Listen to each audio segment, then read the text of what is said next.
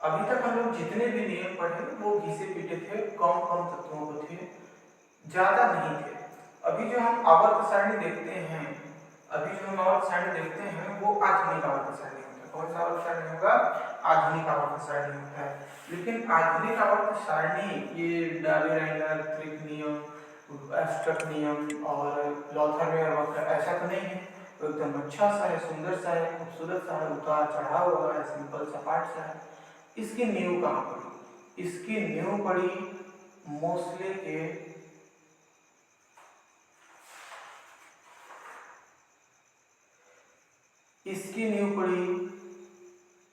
Mendeleev की आवर्त सारणी। कहाँ पे पड़ी? मेंडलीव की आवर्त सारणी। जो आधुनिक आवर्त सारणी है ना, वो किससे प्रेरित है? वो मेंडलीव की आवर्त सारणी से प्रेरित है। मेंडलीव की आवर्त सारणी में बहुत ऐसी सारी चीजें मिल गई जो आधुनिक आवर्त सारणी बनने में सहायक साबित हुई, सहायक सिद्ध हुई। देखो, अगर मेंडलीव का आवर्त सारणी नहीं आया था ना, तो जो आधुनिक आवर्त सारणी हम लोग पढ़ रहे हैं उसका रूप ही दूसरा होता। तो मेंडलीव की आवर्त सारणी क्या होती है? देखो, मेंडलीव एक साइंटिस्ट थे। उन्होंने बहुत सारे कार्ड्स लिए, 64 कार्ड लिए मेरे ख्याल से, 63 कार्ड लिए, 63 कार्ड लिए और उन्होंने प्रत्येक तत्व के भौतिक गुण, रासायनिक गुण, परमाणु द्रव्यमान के बढ़ते क्रम में व्यवस्थित कर दी। तो उन्होंने पाया कि बाएं से दाएं जाने पर भी एक निश्चित क्रम मिलता है और ऊपर से नीचे जाने पर भी एक निश्चित क्रम मिलता है। देखो, 63 कार्ड थे, ऐसे बाएं दाएं करके ऊपर नीचे करके इस करके व्यवस्थित किया गया। ठीक है, तो उन्होंने देखा कि बाएं से दाएं जाने पर भी गुण में एक समान रूप से परिवर्तन होता है और ऊपर से नीचे जाने पर भी गुण में समान रूप से परिवर्तन होता है।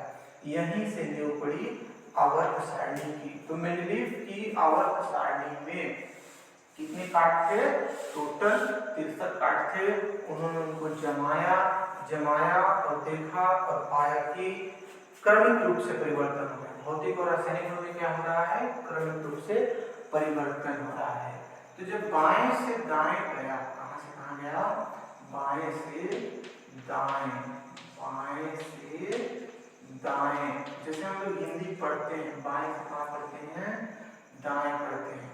तो इसको बोला जाता है आवर्त। इसको क्या बोला जाएगा? और उन्होंने पाया कि ऊपर से नीचे, जब तत्वों को व्यवस्थित किया तो उन्होंने पाया ऊपर से नीचे। तो ऊपर से नीचे जो भौतिक और रासायनिक गुण में परिवर्तन हो रहा है उसे बोला जाता था समूह। तो कौन दिया? आवर्त समूह। आवर्त समूह कहाँ पे सबसे पहले देखने को मिला? मेंडलीव की आवर्त सारणी में। इसमें मेंडलीव की आवर्त सारणी में क्या देखने को मिला? तत्व और समूह। मेंडलीव की आवर्त सारणी यहाँ पे आपको देखने को मिल जाएगा। वहां पे उन्होंने समूह बनाए और आवर्त बनाए। तो आवर्त जब ऐसे होंगे, ऐसे ऐसे ऐसे ऐसे ऐसे ऐसे, तो क्या कहलाएंगे? आवर्त। ऐसे ऐसे ऐसे ऐसे ऐसे, वो क्या कहलाएंगे? समूह कहलाएंगे। तो मेंडलीव की आवर्त सारणी ऐसे तैयार हुई और भारी भरकम तत्वों के साथ तैयार हुई। मेंडलीव की आवर्त सारणी जो बनी वो काफी उपयोग के लायक थी एकदम। मतलब उसकी सहायता से बहुत सारी चीजों का समाधान हो गया था केमिस्ट्री में। ठीक है, तो उसकी क्या क्या विशेषताएं हो सकती हैं? तो मेंडलीव की आवर्त सारणी की विशेषताएं, मेंडलीव की आवर्त सारणी की विशेषताएं।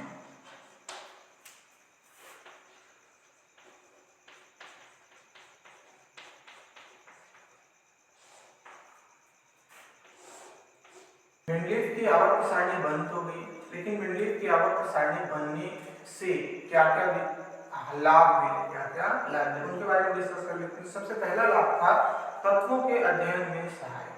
जो मेंडलीव का आवर्त सारणी था उसमें साफ साफ था कि बाएं से दाएं जाने पर ये परिवर्तन होंगे, ऊपर से नीचे जाने पर एक निश्चित परिवर्तन होगा, क्रमिक रूप से परिवर्तन होगा। अब सबकी तय था कि निश्चित रूप से परिवर्तन होगा, तो ए बी सी के बाद डी आता तो उसी के लक्षण वाला था, 1 2 3 के बाद 4 आता तो उसी के लक्षण वाला था। तो इससे तत्वों के अध्ययन में क्या हो गया? सहायता होने लगेगी। इस समूह का तत्व है या इस आवर्त का तत्व है तो इस गुण वाला होगा, इस समूह का है तो ये गुण वाला होगा। प्रत्येक समूह या प्रत्येक आवर्त गुण अलग अलग होता है, तो उन्होंने सिद्ध कर दिया कि ये तत्व इस गुण वाला होगा क्योंकि ये इस निश्चित समूह में पाया जाता है। तो इसे तत्वों के अध्ययन में क्या हो गया, सहायक। जो दूसरा था वो था नए तत्वों की खोज में सहायक। अब ऊपर से नीचे जाने पर, मान लो ऊपर से नीचे जाने पर क्रमिक रूप से परिवर्तन होता है, क्रमिक रूप से परिवर्तन होता है। यहाँ पे मान लो कोई तत्व है, यहाँ का तत्व खोजा गया है, यहाँ का तत्व खोजा गया है, यहाँ का तत्व खोजा गया है, यहाँ का तत्व खोजा गया है, यहाँ का तत्व खोजा गया है, लेकिन यहाँ का तत्व नहीं खोजा गया है। तो एक ही समूह में आते हैं, सब के सब एक ही समूह में आते हैं, तो इनके गुण भी समान होंगे, गुण भी समान होंगे, तो जो नया तत्व इस द्रव्यमान का खोजा जाएगा वो इसी के गुण का लगभग होगा। तो नए तत्वों की खोज में भी मेंडलीव की आवर्त सारणी सहायक होती है। गलत परमाणु भार में सुधार। कुछ साइंटिस्ट जो थे वो गलत परमाणु भार वाले तत्वों को बीच में घुसा देते थे, उसको उठाकर केंद्र घुसा देते थे। जैसे लोथर मेयर वक्र में भी जस्ट पहले पढ़े थे, उसमें कहीं कहीं पे इधर उधर हो जाता है। लेकिन जैसे ही मेंडलीव की आवर्त सारणी आई, जो गलत परमाणु भार था वो सुधार किया, उसमें क्या किया गया, सुधार। क्योंकि भौतिक और रासायनिक गुण जम नहीं रहे थे गलत परमाणु भार के साथ, जितने भी गलत परमाणु भार वाले थे उन सब में क्या किया गया, सुधार किया गया। इसकी मदद से किया गया, मेंडलीव की आवर्त सारणी की मदद से। और अभी तक जितने भी आवर्त सारणी बने थे या जितने भी क्रमिक परिवर्तन वाले, चाहे डार्विन का त्रिक नियम हो, अष्टक नियम हो या लोथर मेयर वक्र हो, किसी में अक्रिय गैस के लिए कोई स्थान नहीं था। लेकिन मेंडलीव की आवर्त सारणी में अक्रिय गैसों को निश्चित स्थान दिया गया। हम लोग आधुनिक आवर्त सारणी में देखते थे ना, समूह 18 जो होता है वो निश्चित होता है अक्रिय गैसों के लिए। तो समूह और आवर्त खोजा किसने, मेंडलीव ने खोजा, मेंडलीव ने इसका आविष्कार किया। तो अक्रिय गैसों को भी निश्चित स्थान मिल गया, जो कहाँ पे पाया जाता है, समूह 18 में पाया जाता है। तो ये सब तो हो गए मेंडलीव की आवर्त सारणी की विशेषताएं। तत्वों के अध्ययन में सहायक है, तत्वों की खोज में सहायक है, जो नए तत्व खोजे जाने हैं। तीसरा, संदिग्ध परमाणु भार वाले तत्वों के, गलत परमाणु भार वाले तत्वों को सुधारा गया। और चौथा, अक्रिय गैसों को निश्चित स्थान दे दिया गया। इसी के साथ कुछ कमियां भी थी, था बिल्कुल सफल, लेकिन इसमें कुछ कमियां थी। पहला कमी था हाइड्रोजन का स्थान अनिश्चित होना। हाइड्रोजन को आवारा तत्व बोला जाता है, हाइड्रोजन को आवारा तत्व बोला जाता है क्योंकि उसका स्थान निश्चित नहीं होता। हाइड्रोजन इलेक्ट्रॉन त्याग देता है तो धनायन की तरह व्यवहार करता है, इलेक्ट्रॉन ग्रहण करता है तो ऋणायन की तरह व्यवहार करता है। अतः इसका स्थान समूह 17 में और समूह 1 में दोनों जगह होता है, लेकिन एक तत्व दो जगह नहीं हो सकता, इसलिए इसका स्थान अनिश्चित है।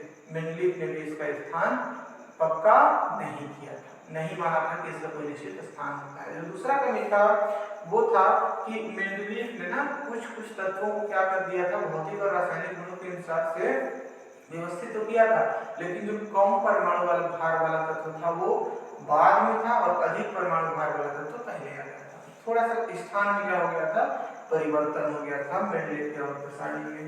और तीसरा, समस्थानिकों को एक ही स्थान दे दिया, ठीक है, समस्थानिकों को अलग अलग स्थान नहीं दिया गया था, ये भी एक कमी थी। और एक और कमी थी कि एक तत्व से दूसरे तत्व की ओर बढ़ने पर परमाणु भार नियमित रूप से नहीं बढ़ता है। उन्होंने बोल दिया था परमाणु भार नियमित रूप से नहीं बढ़ता, लेकिन परमाणु भार नियमित रूप से बढ़ता है। आधुनिक आवर्त सारणी में एक तत्व दूसरे तत्व के ऊपर जब जाता है ना, मान लो ऊपर से नीचे आया तो क्रमिक रूप से भार बढ़ता है, अचानक से नहीं बढ़ जाता कि इसका छोटा इसके बाद इसका थोड़ा बड़ा इसका बहुत ज्यादा बढ़ता, ऐसा नहीं होता, क्रमिक रूप से बढ़ता है। लेकिन मेंडलीव ने इसका जिक्र नहीं किया था। तो ये हो गए मेंडलीव की आवर्त सारणी, उसकी विशेषताएं या लाभ और उसकी कुछ कमियां या तो मेंडलीव की आवर्त सारणी यहाँ कंप्लीट हुई। अगला चीज पढ़ते हैं, उदाहरण कुछ चीजें।